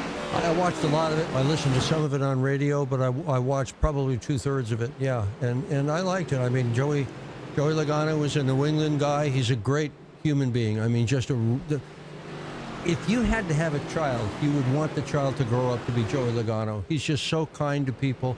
And so warm and so welcoming. He's a real tribute to our sport. So I like to see him do well, not just because he's from New England, but because he's the right kind of guy to be champion. Absolutely. So many of these drivers, you see them, as race fans, we see them on the TV all the time. You see them behind the steering wheel. And then it's really cool to start to learn some of the personalities outside of the race car. And they come up to the museum. I know Joey spent some time at the museum. He had one of his awesome cars when he had that awesome race with Truex a few years ago, the Martinsville win, when they were banging for the win, and that car is sitting at the New England Racing Museum, right? It is, and the one thing Joey told me when he allowed us to take that car, don't clean it. If you look at it, it's got all the stains from the Coke that was spilled on it and the champagne that was sprayed on it, and we have not cleaned it. We're going to return it to him just the way it is. And we got some guys at the museum that have already contacted me and said, I will take the trailer down to Charlotte and pick the car up that Joey won Phoenix with and bring it up to the museum. But I haven't asked Joey about it yet, so don't get too excited. I kind of like the Martinsville car anyway. I mean, that thing looks like a Martinsville car. It's all torn up. It's got tire marks all over it. There's hardly an inch of that car that doesn't have something that's dented. That is really cool. I like the fact, one of my favorite aspects about the New England Racing Museum, I've spent a lot of time up there, but I like the fact that you can go in there and see umpteen periods of racing, right? There's history of racing that I wasn't around for, I wasn't even alive for, and then there's all the way through the new generation, the Joey Logano that I saw. I remember seeing live on TV, and now I can go to the museum and see that exact car. So it's a realm of different sports, everything with wheels on it, you name it, all the way from bobsleds to, you name it. But it's really cool to see the different eras of sports there, and you can learn history and then also see the new stuff that we can relate to that we've seen live on TV. Yeah, you can see the history of it grow. Just looking at the helmets that are there, you look at the ones that were made out of cardboard in the 1940s, and people driving open wheel cars that had no roll bar, and they probably didn't wear a seatbelt either. And then you look all the way up to the modern helmets that are just so improved. We've got cars that don't have roll bars. We've got cars that have nothing at all to protect the driver, and you wonder where the guys got courage enough to get into one of those things when week after week somebody was getting popped off in them. But yeah, you can see the whole history, both physically and in the library as well with the photographs that are there. Yeah, absolutely. Yeah, it's a great place to spend some time. Anybody out there watching up in the New England area, it's right on the property of New Hampshire Motor Speedway. You can't miss it as you drive by. So really cool place to stop in and say hello. And Dick's usually there spending time. I know I stopped in last week and saw you and chatted a little bit, and you're up there on Saturday. I have a good time with that place. I've got some real affection for it. I tell you, I've got a lot of my life in that place as well. It shows in your passion and for what you do and what you do for racing history in New England. So we appreciate it, certainly, not only in New England, but around the country, people are running the New England Racing Museum car. Jeff Merck, we talked to earlier, he's racing from Florida, and he knows all about the museum, and all these guys, drivers out here, do as well. Yeah, if I get a chance to make a trip out there, I'd love to see that museum myself. So, yeah, hopefully maybe I can meet you too there, Scott. So Scott and I are online racing buddies. We haven't actually met in person yet. Yeah. Really? Yeah. But you feel like you know each other from doing this? Yeah. We drink we've been beers every racing night for when we do years. this, and we have a great time, but never met each other. Well, the pace car is on pit lane, so interesting. The front three cars, that's Greg Mall, Christopher Howell, Andre Savala. They did not come to pit lane. They're on old tires, old fuel strategy. Just behind them, Justin Michael took 4 tires, fuel. Everybody behind him, pretty much the same thing. As they're getting ready to hit the Geico restart zone, see what they got. 88 is taken off, 88 is away. First time we see Justin Michael back in traffic with cars to pass for position here. We'll see what he does here on the older tires up ahead of him of Greg Mall and Christopher Howell trying to pass them here. Right on his tail is Charlie Widener in 4th. There's the battle right there for the championship. Justin Michael, Charlie Widener. Wouldn't that be a storyline there, Dick and Scott? Charles Widener getting this championship. Now he can taste it. He's just behind our leader, Justin Michael. Charles Widener hasn't got a win on the season, but solid finishes all season, and to be able to come out here and really challenge for this championship shows a lot of patience and strategy, I guess you'd say. Well, Mall too. I mean, down 2 laps, and it just looked impossible for him to get back in it. And there he is in 2nd spot. Absolutely, he's been up there all night, but I'm not sure that tire strategy will necessarily be the fast way around this place on old Goodyear tires. But Charlie Widener doing a heck of a job there, trying to keep the momentum up and stay within the shot distance of Justin Michael. Coming down to 20 to go in a couple laps here. Yeah, Charles Widener, he races for Highline Racing. He's got other teammates out there, but he's basically the top racer. He's surrounded by Bandit Motorsports right now currently. And he probably knows it too, so he's probably tiptoeing. Hopefully these guys don't hold him up, but right there chasing Justin Michael down. You know what Charlie told me in the pre-race when I was doing some research with the championship contenders? Charlie told me firsthand he knows he's the underdog into this championship, but he's waiting to see what shakes out in the race, take advantage of maybe some bad luck from other drivers, and that's exactly what's happening. With 20 laps to go here, this time by, he's finding himself in 2nd spot just about, battling Christopher Howell, looking for a championship, eye on the prize up front. Yeah, and Christopher Howell doing a great job on those older tires. I'm sure Charlie's a little frustrated right now. Christopher Howell was able to hold him off there on old tires. Charlie could not get a run around him, and now he's watching Justin Michael sort of check out.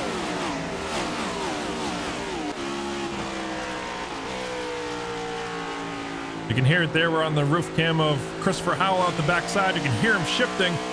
Charlie Widener right on the back bumper there. We'll see if he gets to the outside of Christopher Howell. Can't quite do it that time as Chris cuts the dog leg to gain that extra track position.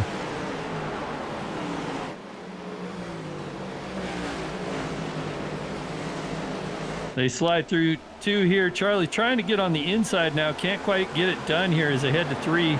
Doesn't look like he's going to be able to make it happen here. We'll see if he can get a run off the corner. He's got the lower groove at the moment. Let's see who takes that lower dog leg down through here. Looks like Christopher Howell is doing the same tactic. Kind of holding Charles Widener at bay here at the moment. Back in the pack here. Oh, Charlie just gets on the Christopher Howell there, huh? Yeah, so yeah, Charles doing a swing over here.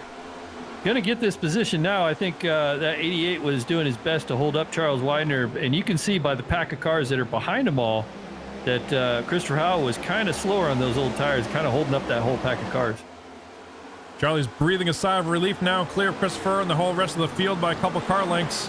Got to recollect his thoughts and see if he can lay down some qualifying type of laps here. We're coming up to 15 to go in a couple laps. We'll see what Charlie has lap time wise for Justin Michael out front. Last time by, Justin Michael put down a 27.6. Oh, big wreck. We're going to be under caution here. Yep. Christopher Howell, JJ Garrett, Jeff Merck, all kinds of guys involved here.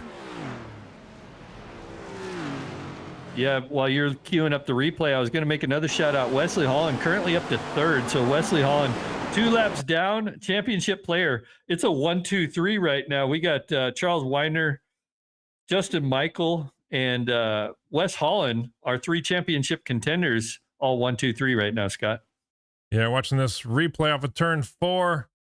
Maybe it's not that time by. We'll fast forward to the next lap here. I apologize for that, but we're going to get to it this time by. JJ Garrett. Looks like Andre just gets into the left rear of Christopher Howell up there. Andre, there it is. There's the contact. JJ Garrett has nowhere to go. Jeff Merck in the New England Racing Museum. Toyota gets the front end banged up again. And these guys come to a stop here. Andre Saval and Christopher Howell. Looks like that's where it started from. So they just caught back up to the pace car. I'm going to be interested now. These guys got about, 6 or 7 laps on those tires. You'll have to check your scoring there, Scott. I don't know when they were last on pit lane, but it'll be interesting if they stay out or come 13 laps in. ago. Lucky 13. There it is again. And it looks like they're staying out. So our top 3 are staying out. And then we see our first car is 79 at JJ Garrett, who was involved in that incident. He's the first car down on pit lane to get some fenders beat out on that car. Well, if they're going to stay out, what do you say we get maybe a word? Dick, you want to talk to Wes Holland maybe? He made up all that track position from 2 laps down. Now finds himself in contention here as the laps wind down. We'll see if we can find Wes Holland. Do you see him down there at all? Yeah, oh, I'll bring there him it up. is. Bad Apple Racing. We'll bring up Wes Holland. There he is on the radio. Wes Holland in 3rd spot here as laps wind down. What's the rest of the race look like for you? Just trying to get up here and see what I can do. We know Justin's super fast, so don't know if I have much left for him, but we can try. We got this far, so we're gonna see what we got here. Dick, you got anything for Wes? What do you think he's looking for? Yeah, how are you going to try to get by him? What are you going to do that's going to give you the edge that you need to get by Michael? I mean, honestly, I don't even have a plan for that. He's just really fast, so gotta hope for a mistake somewhere here in the closing laps. But yeah, super hard to beat, and pretty much knows what he's got to do to win it. So I mean, I'm not gonna do anything dirty, but I mean, if I get close enough, there's a bumper on the front of this thing, so we'll see what we can do. If not, been a good season, so we'll see here. A couple laps. We're watching you. Good luck. All right, there's Wes Holland there. You heard it. He's got a bumper, not afraid to use it. He's had some issues early on the night, got some damage fixed, and he's got a fresh bumper on there, not afraid to use it, Dick. Well, we're going to take the green flag with 13 laps to go. So there you go, Dick. Lucky number 13 here. So hopefully we'll get this first lap under green flag. Let's see what happens. The lights are out in the pace car. It's ducking into pit lane. We got about another half a lap or so before we take the green flag as they head down the back stretch, the old front stretch. Our top 5, Justin Michael is going to lead him to the green on the outside. Charles Weidner on his inside. Best chance Charles had all night. Wes Holland, who we just spoke to, is in 3rd. Wade Tashida out there in 4th. And Johnny Hamby in the John Deere rounds out your top 5. We have not seen the last yellow flag. You heard it from Dick. Green flag is out. Justin Michael away once again, doing what he knows how to do best. The battle's on for 2nd spot here. Wes Holland and Charlie Weidner. Yeah, Charles didn't get a great start there. I'm not sure if he missed a shift or spun the tires, but on those hot tires, I think being on that inside lane is kind of a disadvantage because you got so much wheel in it when you come around that corner. If you stand on the gas too hard, those rear tires will light up and you go around. Hard to argue that these 3 don't belong in the championship 4. Justin Michael, Charlie Weidner, and Wes Holland running 1, 2, 3. Yeah, Charles doing a great job holding off Wes Holland right now. Charles has been pretty strong all night in that 2nd position. Like Dick mentioned, he's got to hope that maybe some bad luck comes to the leader right now. But as Justin Michael's got about a half-second lead on Charles Weidner right now.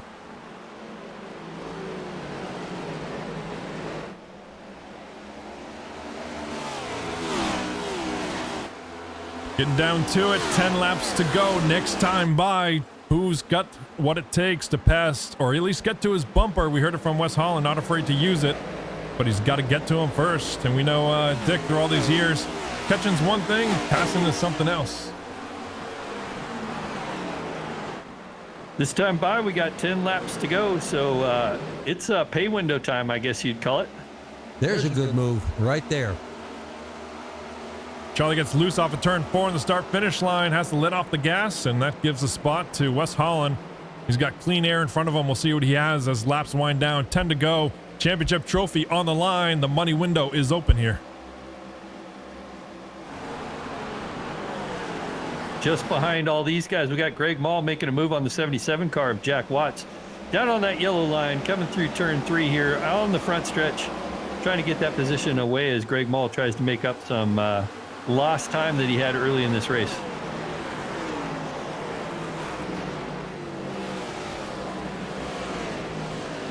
Oh, Jeff Merckx sideways, I think, to the inside of pit road. I don't think it'll bring out a caution, but there he is, parked on the inside of pit road. Tough break for Merckx again. Well, at least he got one of those barrels there, Dick. Yeah, you want to avoid those barrels, but it's a lot better to hit one of those than it is to hit the wall. Hey, Ken, I'm looking at lap times up here. Wes Holland last time by, 27.75. Justin Michael, 27.83. Almost a full 10th of a second faster for Wes Holland that time. Yeah, and Wes is really going to have to roll up them sleeves to get up there, too, because Wes had to come through the field, so I imagine Wes was not able to take care of his tires like Justin was. But, you know, where there's a will, there's a way, and we've seen Wes Holland run these cars super hard, even with a lot of damage, able to run up front where most guys can't do it. So if anybody can do it, that's Wes Holland in that 41 Mobil 1 machine. That time by, picked up another 10th and a half. He's running out of time. Yeah, next time by, we'll have 5 to go. So if Wes got anything, I guess he is starting to show it, though. So I was going to say he needs to show it, and it looks like he is. We're under caution. It's going to bring out a green-white checker, I believe, Scott. That it is. Christopher Davis maybe with some issues here. See what happened to Christopher in that Wendy's car off of turn number 4. Gets loose all by himself, overcorrects, locks him down. Trent Drum skates by there on the outside, and nobody else with damage, but looking at a green-white checkered finish for the championship here. Should be a good one here. I believe we have... There was the caution that I promised you. You're right, Dick, once again. And I think we got Unfortunately, I have no idea what's going to happen from here on. It's going to be pandemonium, I imagine. So it's going to be interesting. That outside lane has been really strong all night long on the outside there. So I don't know. That's going to be a definite advantage to Justin Michael. He's going to be able to choose that outside line for this restart.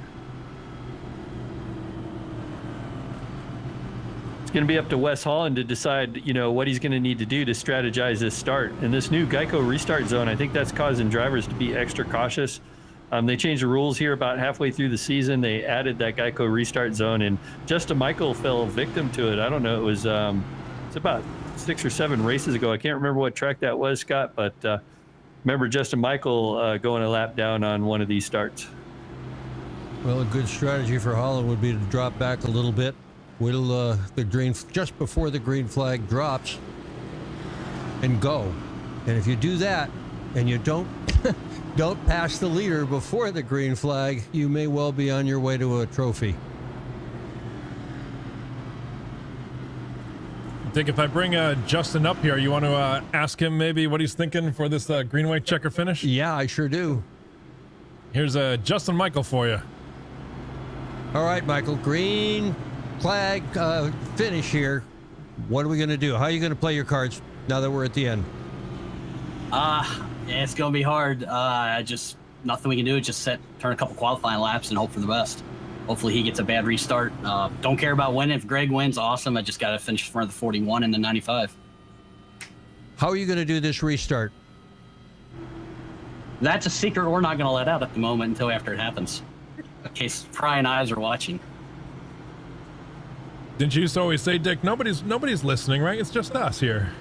I don't think about that. Think what we're going to do is we're just going to pull over and let him by. That's what we're going to do in the restart, you know. All right, sounds like a plan, Justin. Let me know how that works out for you. Good luck out there, and we'll talk to you later. Thanks, guys. There it is from Justin Michael. I hear race control out there talking about this next restart. I think he's talking about how many green-white checkers we might have. And this is going to get exciting, Scott. What a way to end the season. We're 36 races into this. We got 2 laps to go, 3 with a green-white checker. We got Dick Berger in here in the house. What an exciting finish this is going to be. Absolutely. 3 contenders still in, and let's not forget about Charlie back here in 4th. He's going to start on the outside of row number 2. Still well within striking distance here with the green-white checker coming up. Yeah, and if you remember, Greg Mall came onto pit lane late, got a couple less laps on those tires. I don't know if Greg Mall's going to have anything, but Greg Mall was super strong tonight, so I don't know that he'd want to get up there and interfere with his teammate in that 87, but Greg Mall's got a couple wins on the season himself and isn't shy about putting that car in the victory lane either. Might be looking at a spoiler. Greg Mall Lights and are up. The Miller Lights. Looks like Brad Keselowski in the background of his TV room there. There he is behind the wheel. Gonna start this restart in 3rd spot on the inside.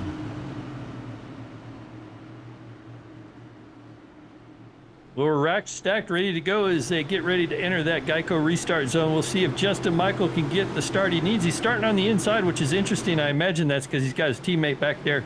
They enter the Geico restart zone. We'll see when he's away. There we go. Justin Michael gets a great start. Brings his teammate, that 7 car, Greg Mall, with him. Got the 41 having to fall in behind. Now he's got 2 cars he's going to have to pass if he wants this win.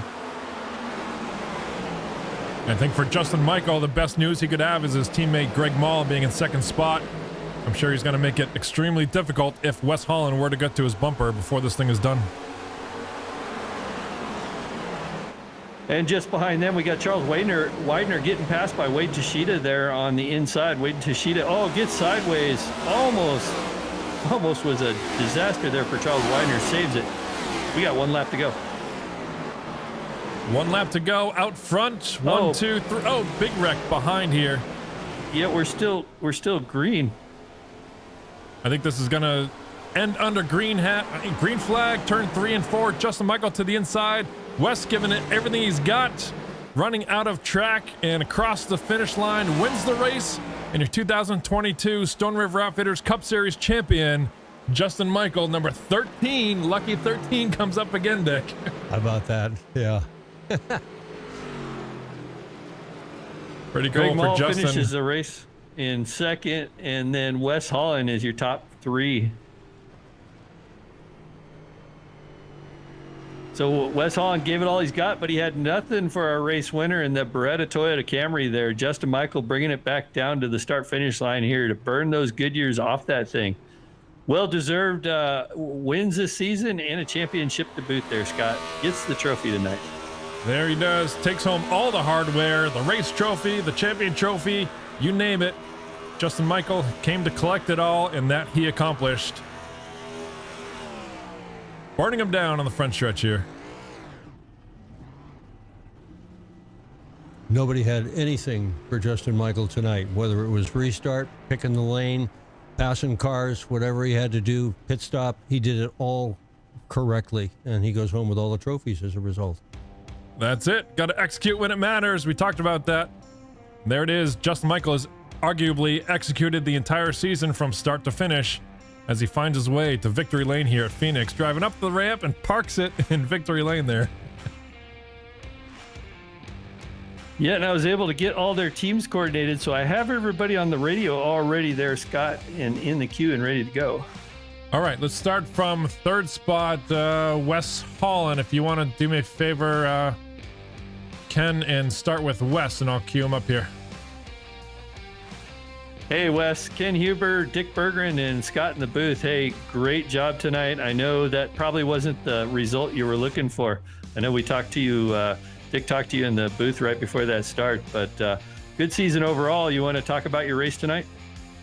I mean, all in all, the beginning there was kind of flawless. I knew that we just had to make it to the end there and see what we could have for the leaders and Justin. So, and then got caught up. Don't know how I got a black flag passing under yellow, penalty under caution. Didn't pass anybody, but I ended up with that and somehow got back on the lead lap there. So had to fight back through the field, and the outcome was just not enough tire left there at the end to do anything with Justin. Car really didn't come in till 5 or 10 laps into a run, so never really fired off on those restarts. And I knew I was going to be at kind of a disadvantage there with the green, white, checkered. So all in all, finished second in the points. So it was a good season, long for sure, and guess we're looking forward to next year sometime. Yeah, next year. And we also got what do you call it? I can't even think of it. We got a season coming up here that Scott's put together for all the race winners and stuff, the Race of Champions, an old iRock series. And I think Scott's waiting to make an announcement what we're going to run this winter. So I'm sure you'll love to be a part of that, and I know you'll be there. Yes, sir. I will definitely be there. So I know your father's been here almost every night. We enjoy talking to him in chat. You got anything for Senior Wes Holland? I just appreciate coming out here and watching me, watching all these guys along with me every week. So it's cool to have your parent in there, and people watching live in the live stream there. Awesome broadcast all year long by you guys. So shout out to you guys. So Dick, do you have anything for our third place finisher there? It's just been fun watching him race. I mean, you drive so much like Tony Stewart. For a guy that's a Tony Stewart fan, you'd make him proud. I appreciate it, Dick. Well, Wes, before we let you go, congratulations on your season. Great job coming back from 2 laps down. I wanted to ask you about that, but you kind of covered it. Again, we go into next season. I know you're always going to be strong, but you got anybody you want to thank tonight? Just everybody in the league, like usual. Kim, all the admins, everybody, Scott, you, everybody that puts us on week in and week out. Appreciate it. It gives us a place to run pretty much every night of the week. So a good place, awesome place to run. And just all my buddies, Bad Apple, everybody that hung out all season long and endured 36 races or whatever. I mean, it's been since February. So just shout out to all of them. And like I said, you guys in the broadcast booth, thanks for putting that on every week. It's cool to go back there and watch it all. So, and Dick Bergeron, thanks for showing up and giving us a little shout out with being on the broadcast here. So, you gave us a fine race to watch. Thank you, Wesley. I appreciate it. Thank you, Wes. Thanks, guys. There it is, Wesley Holland, number 3rd spot. Let's go to our runner-up tonight, Greg Mall. Here is Greg finishing runner-up spot from Bandit Motorsports. Greg, how did your race look tonight? Fast all night, but nothing for Justin up there, huh? Well, I was telling Justin there at the end, I didn't want to, manipulate his outcome, and with Wes right there behind us, I mean, he was coming with a head of steam there for sure, and I just knew if I was going to go for it, I was going to cost both of us time there. So if there was a little bit more gap there between us and Wes, I may have considered taking a chance there, but overall, not a bad night. It was kind of a roller coaster night, all things considered, with getting a caution when we were coming to the pits there on a green flag stop, and just tried to knife our way back up towards the front the rest of the night and end up in a decent spot with a decent amount of pit strategy there at the end. So we'll take it. Sounds good. Unfortunately, can't put another win sticker on runner-up tonight, but 4 wins on the season. Hard to argue that it wasn't a successful season. You've got Brad there behind you. How many Miller Lights are we drinking tonight? I don't know whatever's left in the case at this point, but overall, not a bad night. Yeah, just a great season all around. Even though we didn't make it in the Final Four there, unfortunately, got a lot of things to be proud of. 4 wins, could have been 5. Just overall, was happy to show some decent speed during the playoff points and all that. With just kind of staying up towards the front and staying in the conversation, I think was the main goal this season. And so I think we did pretty good on that objective, and we got some decent momentum to go on into next year's season for sure. I think you definitely accomplished that. Dick, you got anything for Greg Mall, our runner-up finisher tonight? Now, you passed a lot of cars. Which was the most difficult of the night? Honestly, I think it was probably that last halfway decent green flag run. I was telling the guys down at Bandit, I'm not sure where I ultimately restarted. It seemed like it was, 30th, but just to pass through all that traffic on some fresher tires there was definitely a challenge, to say the absolute least. Just was able to get past Charlie to get third there on that last caution, and just was having to sweat that one out. That's for sure there, Dick. All right, congrats to you, Greg. Runner-up. Anybody to thank for the last race of the season here in the Multi-League Stone River Outfitter Cup Series? Well, gotta congratulate Justin on the championship. The 13 wins. That's pretty incredible, and glad to be a part of that. Just to be with some pretty amazing company down at Bandit. All season long. We had a pretty fun year, I'd say, all things considered.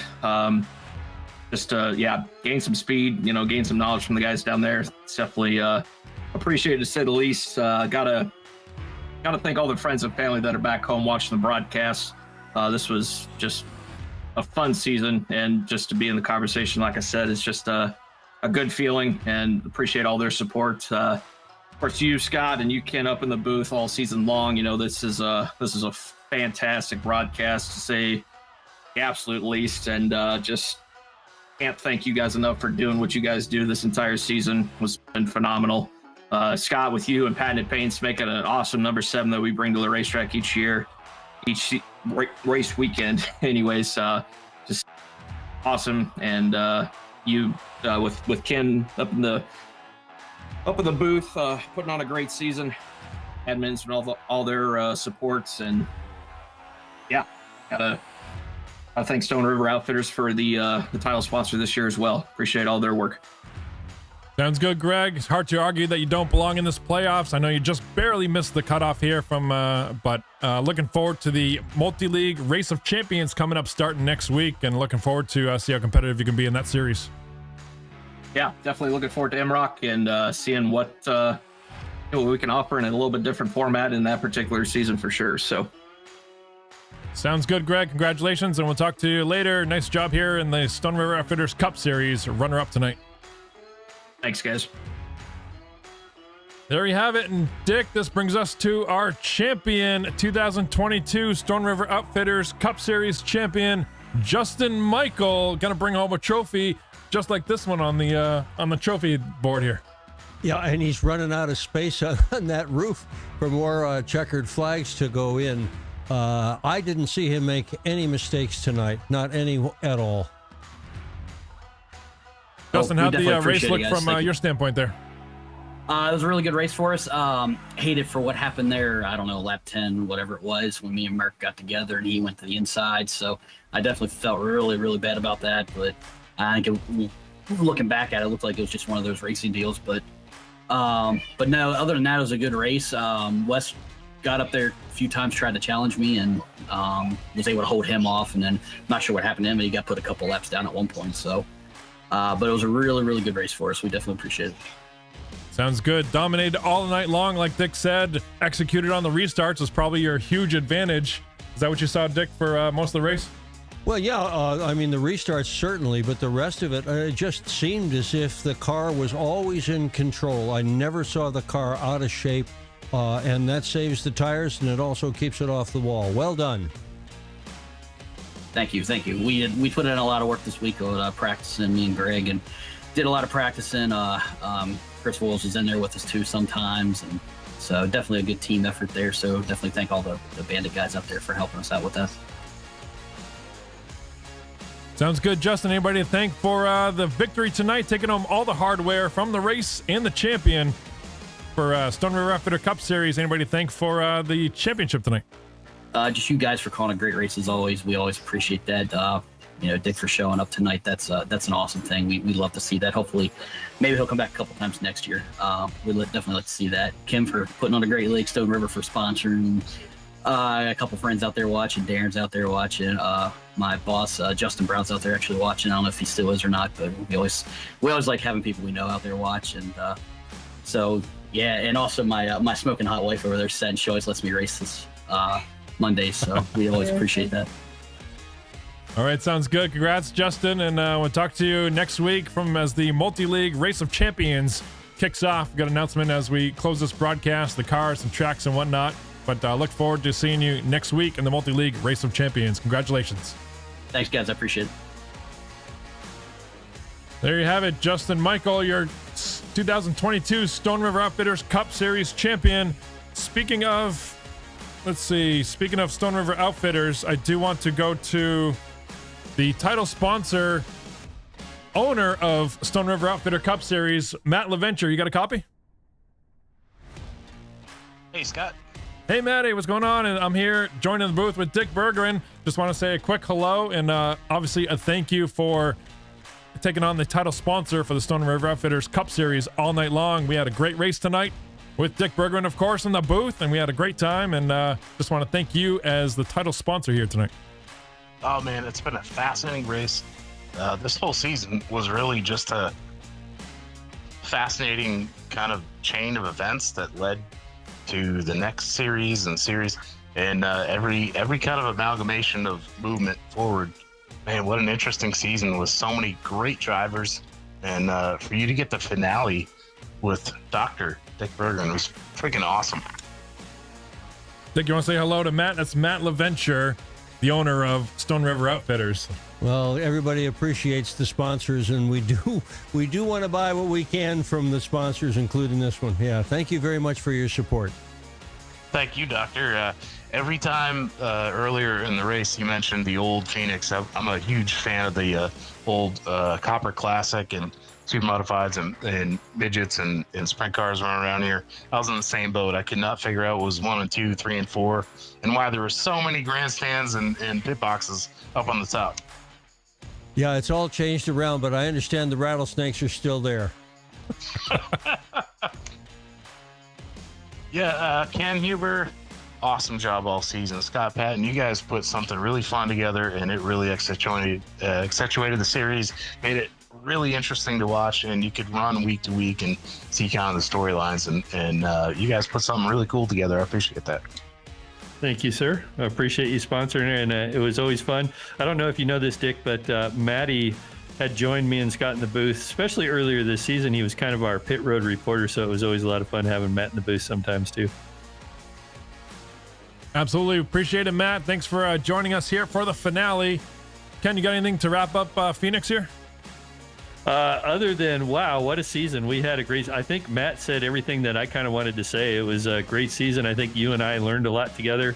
Getting through this season, we kind of started with an iRock series, I believe, and we did a couple truck races, and then we dug right into this, and I think we've been going nonstop, and I've really enjoyed working with you and having Dick here on the last race.